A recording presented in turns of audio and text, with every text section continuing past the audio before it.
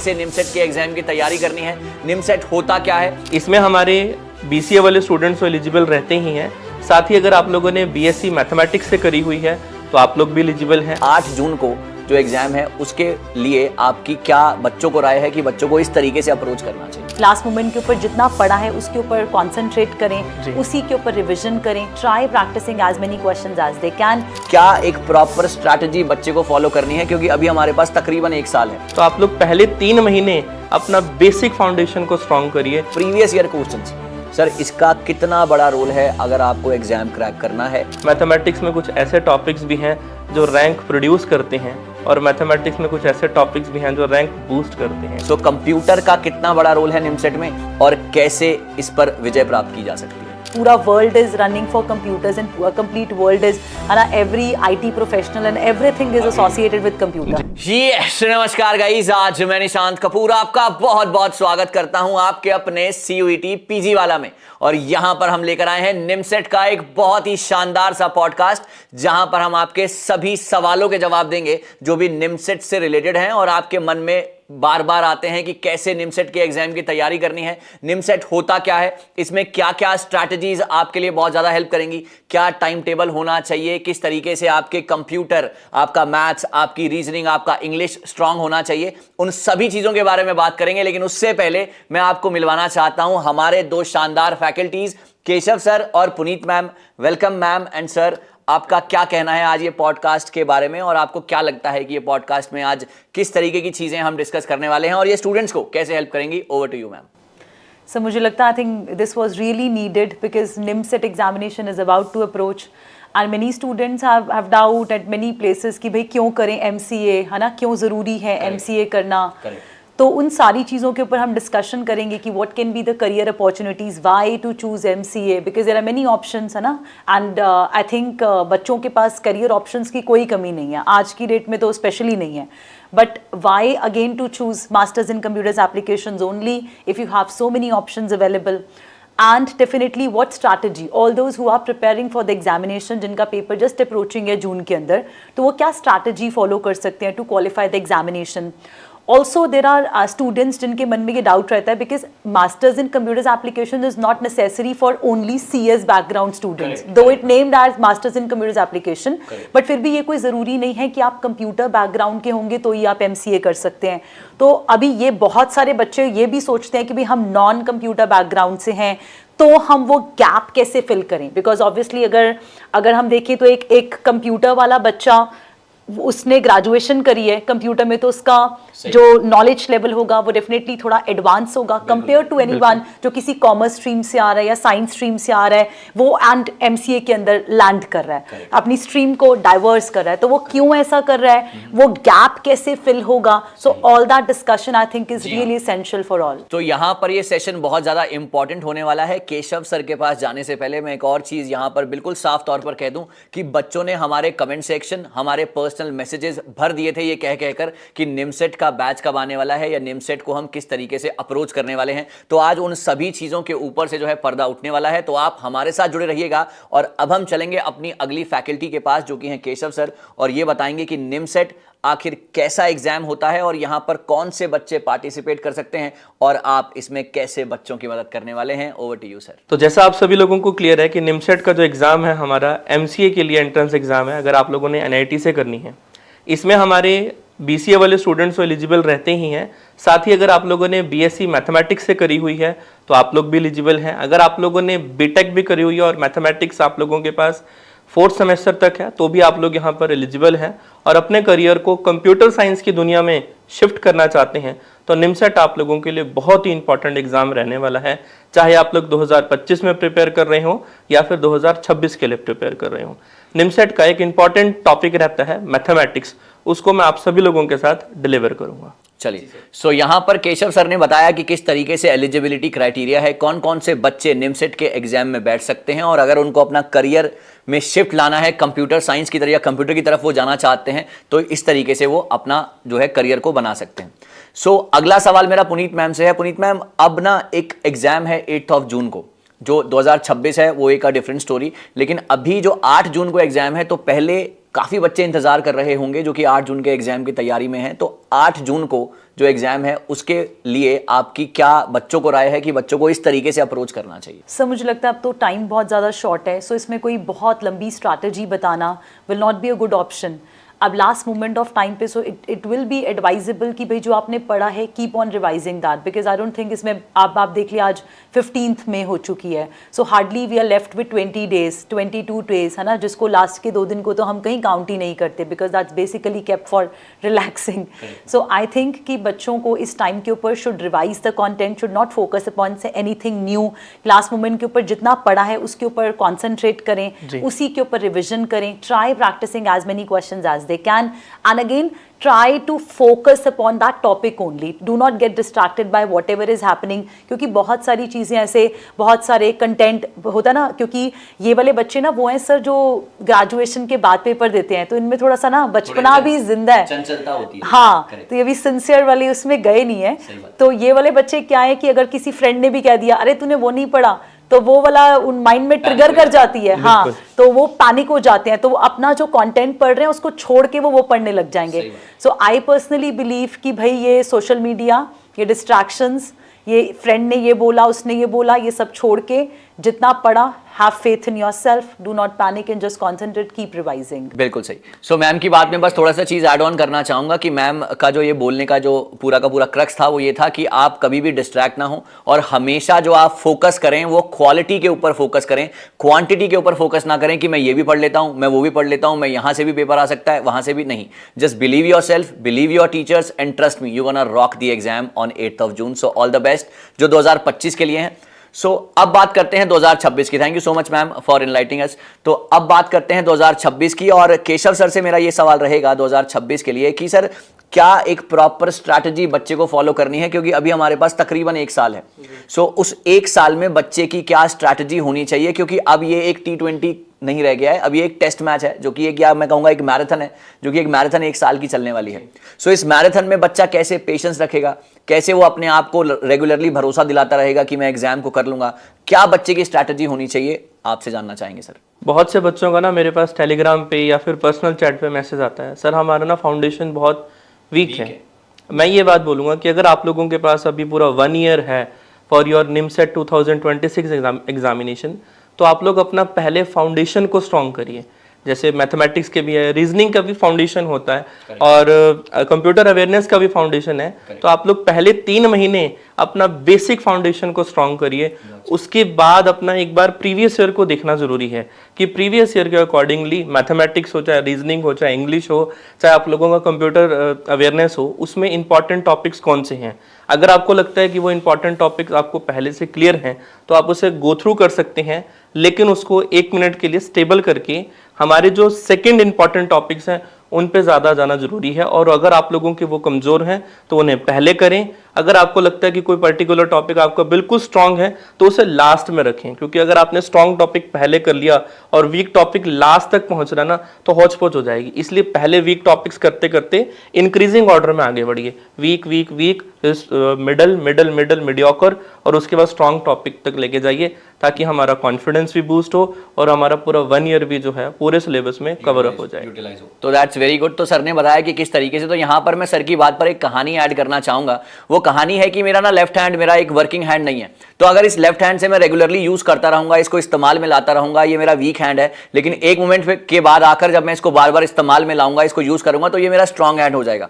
तो यही सर भी समझाना चाहते हैं कि आपका जो स्ट्रॉन्ग हैंड है वो अच्छी बात है, आप राइटी हैं, बहुत अच्छी बात है, लेकिन अपने वीक चीजों के ऊपर, अपने वीक कंसेप्ट्स के ऊपर अगर आप फोकस करते हैं और लगातार निरंतर फोकस करते हैं, कंसिस्टेंसी से फोकस करते हैं, तो यकीन मानिएगा आपकी वीकनेस ही आपकी स्ट्रेंथ बन जाएगी। और यही सर का कहना है। मैं राइट सर? बिल्कुल सही। सो ये था हमारा की स्ट्रैटेजी कैसे होने वाली है और किस तरीके से 2025 का 8 जून का एग्जाम होने वाला है। तो अगला सवाल मेरा पुनीत मैम से रहेगा। मैम ये तो था स्ट्रैटेजी, लेकिन बच्चे ना अक्सर ये सोचते हैं कि मैं दिन में ना 5 घंटे पढ़ लेता हूं, मैं 10 घंटे पढ़ लेता हूं, अरे मैं तो 22 घंटे पढ़ता हूं, लेकिन फिर भी मेरा सिलेक्शन नहीं हो रहा। तो मैम क्या प्रॉपर टाइम टेबल होना चाहिए बच्चे के जहन में या बच्चे के पास, जो कि आज खुद साक्षात पुनीत मैम द फैकल्टी बताने वाले हैं कि बच्चों को इस तरीके से फोकस करना चाहिए, इस तरीके से टाइम टेबल बनाना चाहिए कि उनका सिलेक्शन पक्का है? सर मुझे लगता है टाइम टेबल ना सेल्फ मेड होता है। It's a study plan actually, and that's according to planned by a student. Correct word definition यही होनी चाहिए। तो सर किसी का भी स्टडी प्लान मैं बनाने वाली तो आई थिंक कुछ नहीं हूँ, क्योंकि हर बंदे का एक अपना रूटीन है, एक अपना स्केड्यूल है। एंड मोर ओवर वो बच्चे जो ग्रेजुएशन अभी कर रहे हैं, definitely they must be preparing for 2026 examination, so they do have their graduation, they do have their college working hours. तो वो उसके हिसाब से बस एक मैं सजेशन इसके अंदर दूंगी, वो ये है कि कंसिस्टेंसी। अगर आपने आज सोचा कि आपने अपने टाइम टेबल को ऐसे अलाइन करने कि आपने 2 से 3 घंटे की स्टडी रखी है जो आपने रेगुलर बेसिस के ऊपर करनी है, सो आई विल सजेस्ट कि try to keep it consistent. ये नहीं कि भाई आज पढ़ लिया एंड कल हम भूल गए, परसों तो याद ही नहीं कि निमसेट क्या था या CUET PG क्या है। सो इट्स इंपॉर्टेंट कि भाई आप उसको 2 घंटे बेशक आप पढ़ें, आप किसी भी टाइम पढ़ें, that's perfectly fine, because we have priorities in life. कई बारी अप डाउन हो जाता है, कुछ सर्कमस्टांसेस हो जाते हैं, या कई बारी हम जो है नहीं पढ़ पाते हैं। तो फॉर एनी रीजन आप ट्राई करें कि उसको कंसिस्टेंट रखें on regular basis. And that too one more thing I will say कि रही बात टाइम टेबल की, तो सर सजेशन ये रहता है कि जो जनरली जो हमारा ब्रेन होता है वो मॉर्निंग टाइम के ऊपर ज़्यादा फ्रेश रहता है, एक्टिव होता है। एंड हम मॉर्निंग टाइम में जो चीज़ पढ़ते हैं ना वो थोड़ी ज़्यादा याद रहती है। पर इसके साथ मैं आपको एक पॉइंट और ऐड करूंगी, वो मैं अभी थोड़ी देर में ऐड करती हूँ। तो लर्निंग वाला जो पार्ट रहता है बेसिकली, जिसमें ज़्यादा लर्निंग है, might be that can be formulas, that can be some tricks और थ्योरम्स और anything whatever it is. So उसको आप मॉर्निंग टाइम के ऊपर ज़्यादा रख सकते हैं, सो दैट कि वो आपके माइंड की रिटेंशन में ज़्यादा रहे। वन सेकेंड थिंग इज कि ऐसा भी होता है कि जो आप रात को सोच के सोते हैं, है ना, जैसे आपने पूरे दिन में जो पढ़ा, तो जब आप लेटें शांति से तो आप उसको अपने माइंड के अंदर ना रिकॉल करें। जब आप उसको माइंड में रिकॉल करेंगे ना, that also is a revision, it's a type of revision. जब आप उसे रिकॉल करेंगे ना तो इटसेल्फ आपकी उस दिन की रिविजन हो जाएगी। एंड व्हाइल रिवाइजिंग दैट, जो चीज आपको नहीं याद आई ना, दैट मीन्स वो भी आपके वीक एरिया में है। बहुत बहुत बहुत सही बात मैम ने बताई कि थ्रू आउट आप रिवाइज कीजिए, चाहे दिन का 2 घंटा पढ़िए लेकिन रोज पढ़िए। और जब आप वो पढ़ रहे हैं तो ऐसा नहीं है कि वो कहते हैं ना, एक कहावत है कि आगे दौड़ रहे हैं और पीछे का छोड़ रहे हैं। ऐसा नहीं होना चाहिए कि आगे दौड़ पीछे छोड़। आपको रोज पढ़ना है, थोड़ा थोड़ा पढ़ना है, और रात को जब आप रेस्ट करने जाएं, जब आप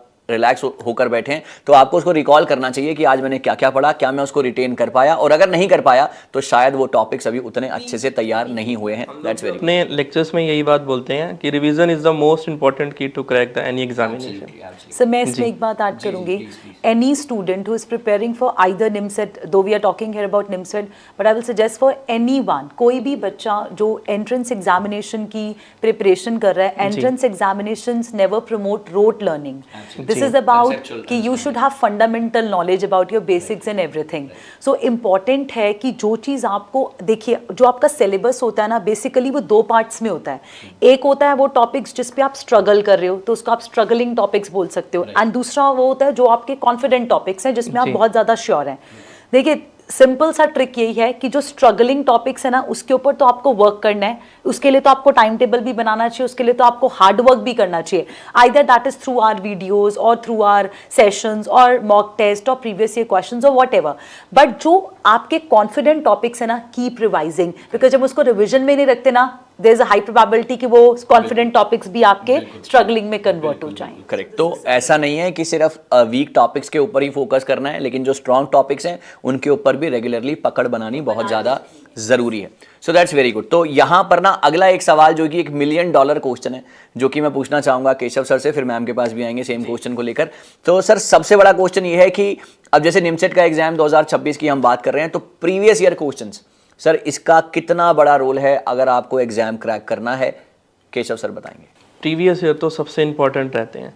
प्रीवियस ईयर निमसेट के नहीं, साथ साथ आप लोगों को CUET PG के भी सॉल्व करने चाहिए। और CUET PG तो आई थिंक 2022 से स्टार्ट हुआ है, उससे पहले अलग अलग यूनिवर्सिटीज़ के अपने अपने एंट्रेंस एग्जाम होते थे। I am right? राइट। तो DU MCA भी होता था हमारे साथ, एक BHU MCA भी होता था।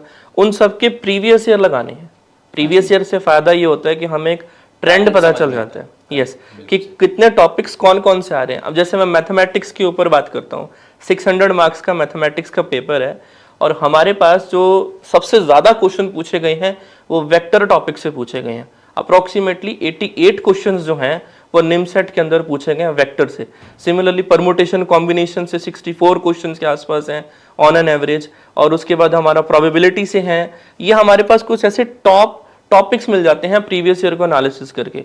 तो प्रीवियस ईयर आप लोगों की प्रिपरेशन में एक इंपॉर्टेंट रोल प्ले करता है अगर आप उसको प्रॉपर एनालिसिस करते हैं तो। बहुत सही। So previous year questions important इसलिए हैं कि वो आपको पैटर्न समझाएंगे, वो आपको आपकी तैयारी के और ज्यादा नजदीक लेकर जाएंगे, ताकि आपको पता तो लगेगा ना कि कैसा पेपर आ रहा है, और आप फिर उसके इर्द गिर्द ही अपनी प्रिपरेशन रखेंगे कि आपको पता है कि आपको कहां से अपनी लाइन स्टार्ट करनी है और कहां पे जाकर रुकना है। तो ये पैटर्न है, इसके आसपास क्वेश्चंस आ रहे हैं और इस चीज की पढ़ाई हमको करनी है। मैम, एक और प्रीवियस ईयर क्वेश्चंस के बाद एक और बहुत ही बड़ा $1 मिलियन क्वेश्चन कि ना बच्चे सिर्फ पढ़ाई करते हैं और ना वहां पे जाकर एग्जाम देते हैं और फिर वो खाली हाथ वापस आ जाते हैं अनफॉर्चुनेटली। लेकिन ना यहां पर वो एक चीज भूल जाते हैं, मॉक टेस्ट।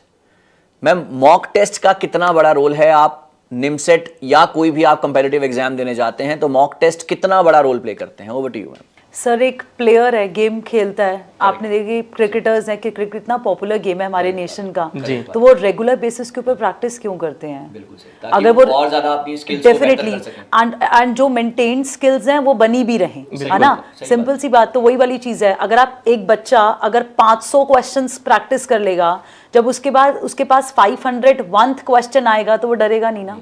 सिंपल सी बात, फियर फैक्टर से आप आउट होते हो, कॉन्फिडेंस लेवल आपका बूस्ट होता है, आपकी स्पीड बढ़ेगी, एक्यूरेसी बढ़ेगी, क्वालिटी इंप्रूव होगी। सो आई डोंट थिंक इसमें कोई मतलब कोई जो बच्चा प्रैक्टिस नहीं करके जाता वो घबरा सकता है। जिसने पढ़ा होगा, जिसने प्रैक्टिस किया होगा, तो उसके पास तो डरने का कोई पॉइंट ही नहीं बचेगा ना सर।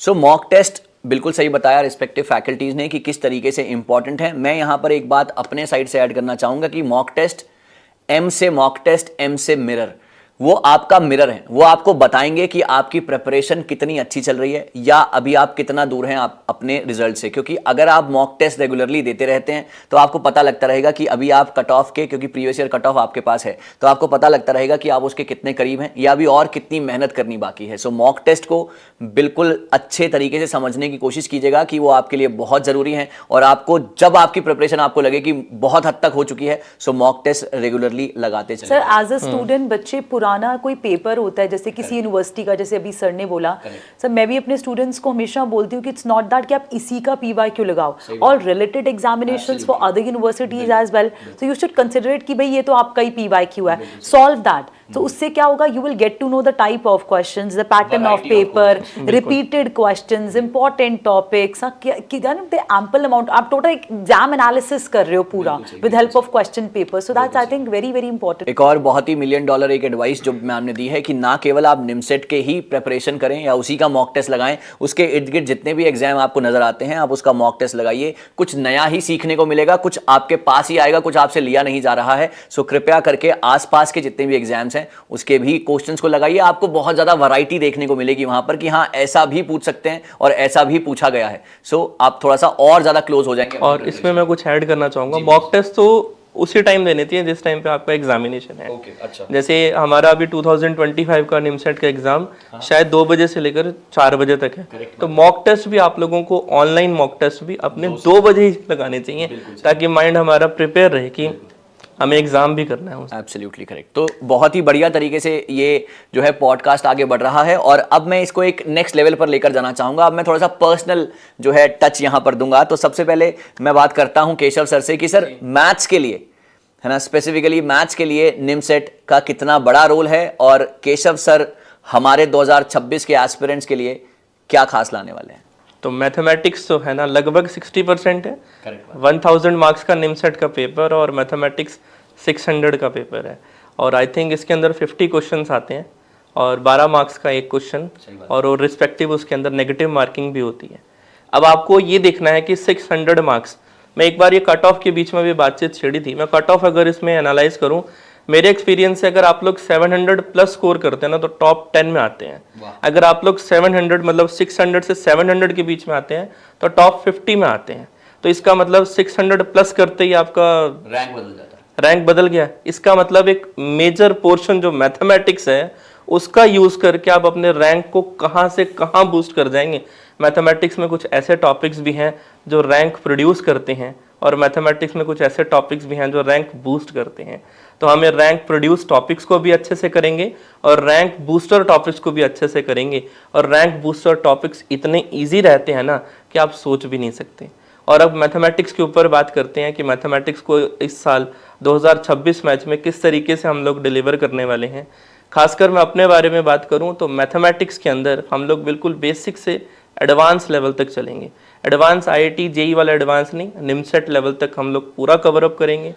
डेफिनेशन से लेकर एग्जाम्पल से लेकर प्रीवियस ईयर क्वेश्चन तक सब कुछ हम लोग ऐसा कवर अप करेंगे कि आपके सामने अगर उससे रिलेटेड कोई क्वेश्चन आता है तो आप लोग इजीली सॉल्व कर सकते हैं। सो यहाँ पर अगर मैं सर की बात को और ज्यादा संक्षिप्त में कहूं तो मैं ये कहना चाहूंगा कि जो मैथ्स है निमसेट के अंदर वो आपको राजा से रंक भी बना सकता है और रंक से राजा भी बना सकता है। तो अब चॉइस आपकी है कि आप कौन सा रास्ता चूज करते हैं। आप CUET PG चैनल के साथ हमारे साथ जुड़कर निमसेट की प्रिपरेशन करके केशव सर के साथ अपनी रैंक सुधारना चाहते हैं या फिर और निमसेट मैथमेटिक्स अगर आप लोगों ने कवर अप कर लिया तो CUET PG का जो हमारा SCQP 09 है हमारा जी, तो SCQP 09 का मैथमेटिक्स भी सॉल्व हो जाएगा, क्योंकि निमसेट है सेट और CUET PG है सबसेट। अगर सेट पढ़ लिया तो सबसेट तो इजीली सॉल्व। तो यहाँ से सर का अगर और ज्यादा इसको कहें तो एक तीर से बहुत सारे निशाने आप लगा सकते हैं। अगर आप सच में सीरियस है एग्जाम क्रैक करने के लिए, so this is the time, this is the channel and this is the faculty that we are sitting with,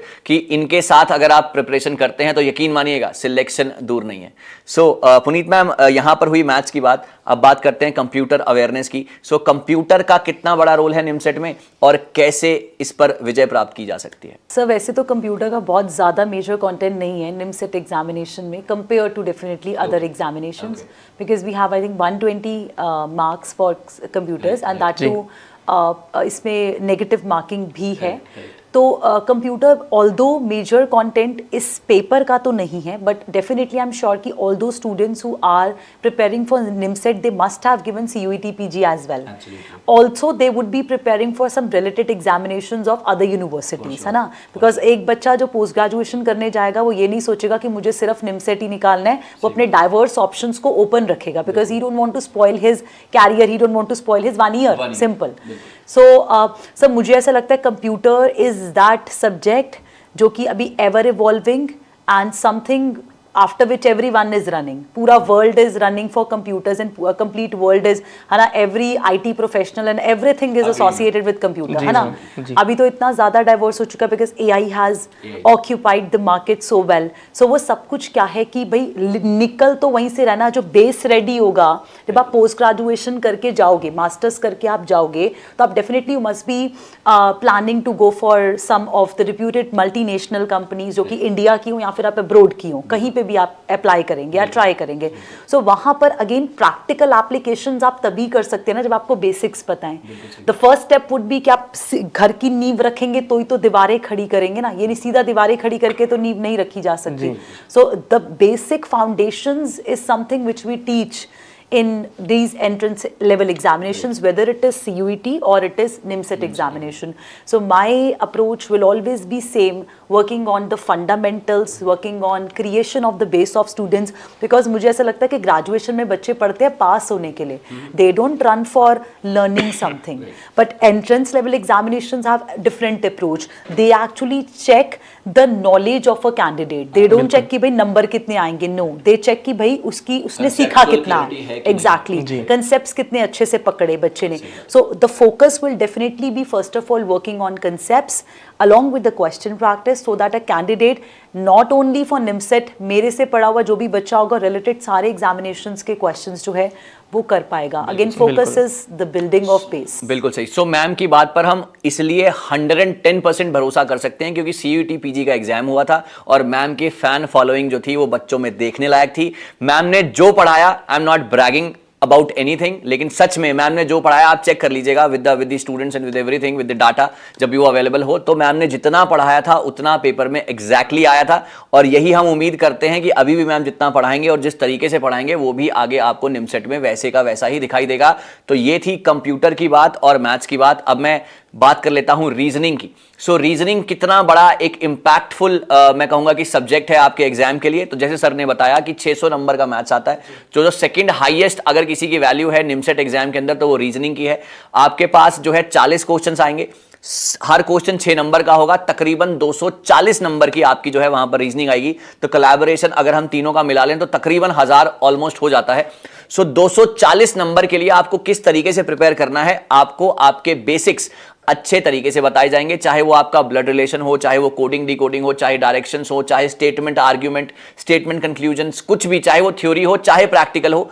आपको सिर्फ और सिर्फ हमारे चैनल के साथ जुड़ना है और हमें टाइम देना है, और यकीन मानिएगा आपका सिलेक्शन 110% फॉर श्योर होगा। सो ये होगी हमारी अप्रोच, चाहे वो कंप्यूटर हो, चाहे मैथ्स, चाहे reasoning. You just need to trust yourself, you just need to trust your teachers, you just need to trust the content that we are providing you, and bang on, you are the next NIMCET qualifier. आप qualify student हो जाएंगे for sure.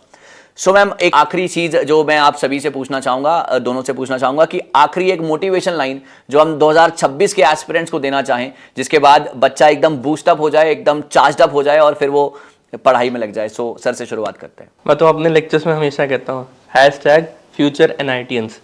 तो अगर नाम के साथ NIT का tag लगना है और NIT को एक्सपीरियंस करना है, उसको एलैबोरेट करना, उसको एक्सप्लोर करना कि उसमें किस तरीके का कंटेंट डिलीवर है, और आपकी जो लाइफ है एक नॉर्मल यूनिवर्सिटी से कहते हैं स्टेट यूनिवर्सिटी से NIT पे शिफ्ट होने वाली है, तो उस लाइफ को एंजॉय करने के लिए आपको निमसेट को प्रिपेयर करना है और फ्यूचर NITian बन के अपनी लाइफ को जो है और बेहतर बनाना है।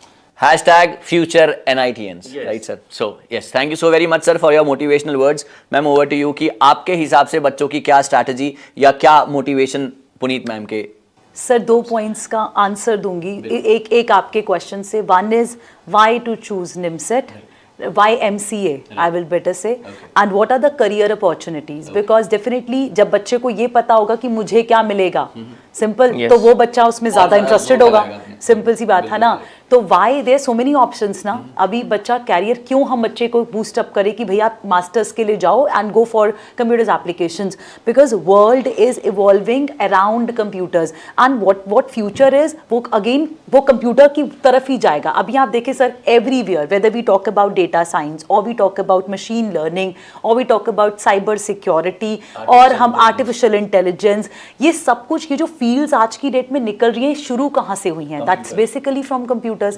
And all top universities, top जितनी आज की डेट में कॉलेजेस हैं, they even have started B Tech in machine learning, artificial intelligence, वो भी शुरू हो गया। रादर अगर मैं इससे भी पीछे जाऊं सर, तो आजकल स्कूल के अंदर AI is a compulsory subject. So अभी बोर्ड के एग्जामिनेशन में भी कंपल्सरी सब्जेक्ट हो चुका है। तो what is the reason for this? Because even everyone knew कि भाई फ्यूचर जो है वो कंप्यूटर के अक्रॉस ही रिवॉल्व करेगा, है ना। तो I think there is no other reason of explaining the things. अगर आप कंप्यूटर्स के अंदर स्ट्रांग होंगे, आपका CS बेस ही नहीं होगा, तो आप फ्यूचर में अगर कोशिश करेंगे ना, देखिए सर क्या होता है, जो चीज़ बचपन में कहते हैं ना, जो बचपन की सीखी चीजें होती हैं ना, वो कभी भूलती नहीं है, वो वाली बात है। तो अगर आप छोटे से ही वो चीजों के ऊपर बहुत ज्यादा स्ट्रांग हो जाएंगे, सो लेटर अगर आपको कोई वैसी चीज दी जाएगी, so you won't fear of it, simple सी बात। एंड फ्यूचर यही है। And if I talk about specifically for computer science, so अभी जो हम थ्योरी में पढ़ाते हैं, students even get confuse over this also कि भाई थ्योरी में जाए कि प्रैक्टिकल में जाए, ये भी एक बहुत बड़ा पॉइंटर है। So that basically depends upon your choice. But again, आप जब मास्टर्स करने के बाद जब आप प्लान करते हो फॉर थ्योरी और practical, what ever your wishes, दोनों पोर्शंस के अंदर जब हम थ्योरी की बात करें तो computer, how computer is working, that's basically taught in data structures और इन एल्गोरिथम्स और in theory of competition. So how computer is working. And अभी अगर आप बात करो प्रैक्टिकल जो कंपनीज में हो रहा है, web development and all, that's related to HTML, cascading styles and everything. तो वो क्या है, मतलब दोनों ही इक्वली इंपॉर्टेंट है ना। सो अगर आप मास्टर्स इन कंप्यूटर एप्लीकेशंस करते हैं तो you would be doing all these things all together. तो अब आपकी चॉइस हो जाएगी ना, फिर तो वो कहते हैं डोर आपके हाथ में होगी, बहुत सारी आपके लिए अपॉर्चुनिटीज ज्यादा ओपन होती हैं। आंसर, एक जो इनिशियल पे स्केल होता है वो भी एक मास्टर्स करके जाने वाले का पे स्केल एक अच्छा खासा होता है। And that too then obviously you would be competing between your colleagues and everyone, and with experience you would be gaining, simple. So yes, तो यहां पर आपको किस तरीके से मैम ने मोटिवेट किया, मैम ने बताया कि अभी जमाना जो है, आने वाला जो फ्यूचर है वो कंप्यूटर का है, और अगर आप ऐसा सोच रहे हैं कि मैं बाद में समझ लूंगा या मैं बाद में पढ़ लूंगा, वो बहुत डिफिकल्ट है। सो अभी आपके पास ये लाइन है, अभी आपके पास ये अपॉर्चुनिटी है, सो गो एंड ग्रैब इट। और किसी भी तरीके का अगर आपको लगता है कि इसमें पैसा है कि नहीं है, तो ये आपको directly from the horses mouth आपको सुनने को मिल रहा है कि यहां पर अच्छा खासा हैंडसम सैलरी भी आपके पास है, और सारी चीजें हैं जो कि आपका जो लाइफ है, जो करियर है, वो बिल्कुल सेट कर देंगी। सो यहां पर हम इस पॉडकास्ट को जो है एंड करेंगे, और यहां पर हम अपने फैकल्टीज को थैंक यू बोलेंगे हमारे साथ जुड़ने के लिए। यहां पर मैं अगर एक क्रक्स की बात करता हूं, तो आज हमने बताया कि किस तरीके से आप जो है आगे जा सकते हैं कंप्यूटर की फील्ड में, और कैसे अपने करियर को इनहैंस कर सकते हैं। हमने टाइम टेबल की बात की, हमने जो है यहां पर प्रॉपर तरीके से mock test, previous year questions की बात की, हमने वो सारी की सारी बातें आपके सामने रखी जो कि आपके निमसेट 2026 के लिए बहुत ज्यादा इंपॉर्टेंट है। चलते चलते एक फाइनली एक मोटिवेशन लाइन के साथ मैं इस सेशन को खत्म करना चाहूंगा कि अगर आप फिक्र कर रहे हैं किसी बात की, तो फिक्र बिल्कुल मत कीजिएगा, क्योंकि वो कहते हैं कि फिक्र करता है क्यों, फिक्र से होता है क्या। फिक्र करता है क्यों, फिक्र से होता है क्या, एक बार फिर से कर ले खुद पे भरोसा और देख फिर होता है क्या। आप भरोसा कीजिए अपने आप पे और देखिए फिर कैसे आपका करियर बदलता है और कैसे आप ऊंचाइयां छूते हैं। Thank you so very much, all the very best. Will be meeting again with some more important, with some more fantabulous sessions ahead. Thank you so much.